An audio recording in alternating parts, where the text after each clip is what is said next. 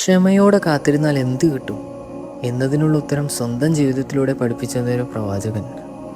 The story of Ayyub അലൈഹിസ്സലാം. സുഖസൗകര്യങ്ങളിൽ സന്തുഷ്ടനായി കഴിഞ്ഞ 70 വർഷങ്ങൾ. പെട്ടെന്നൊരു ദിവസം തനിക്ക് ലഭിച്ച അനുഗ്രഹങ്ങൾ ഓരോന്നായി അള്ളാഹു സുബ്ഹാനഹു വ തആല അയ്യൂബ് നബിയിൽ നിന്നും തിരിച്ചെടുക്കാൻ തുടങ്ങി. തൻ്റെ സമ്പത്ത്, ധനം, മക്കൾ, എന്തിനേറെ സ്വന്തം ആരോഗ്യം പോലും അയ്യൂബ് നബിയിൽ നിന്ന് അള്ളാഹു തിരിച്ചെടുത്തു.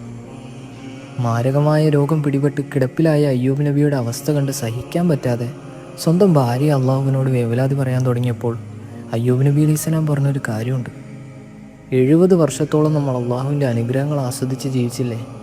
എന്നിട്ടിപ്പോൾ പടച്ചവൻ ചെറുതായി ഒന്ന് പരീക്ഷിച്ചപ്പോൾ തന്നെ നമ്മളിങ്ങനെ വേവലാതികൾ പറയുന്നത് ശരിയല്ല.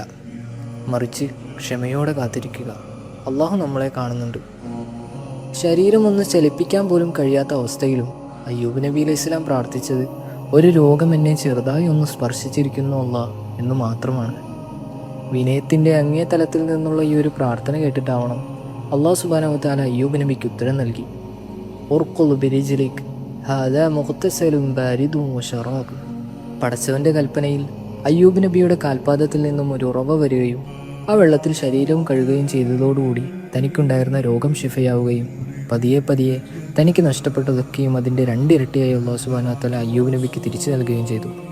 ചെറിയ ചെറിയ പ്രയാസങ്ങൾ വരുമ്പോൾ തന്നെ പ്രതീക്ഷ നഷ്ടപ്പെടുന്നവരാണ് നിങ്ങളെങ്കിൽ അയ്യൂബ് നബി അലൈഹിസ്സലാം പറഞ്ഞ കാര്യം വീണ്ടും ഓർക്കുക. ക്ഷമയോടെ കാത്തിരിക്കുക. അള്ളാഹു എല്ലാം കാണുന്നുണ്ട്.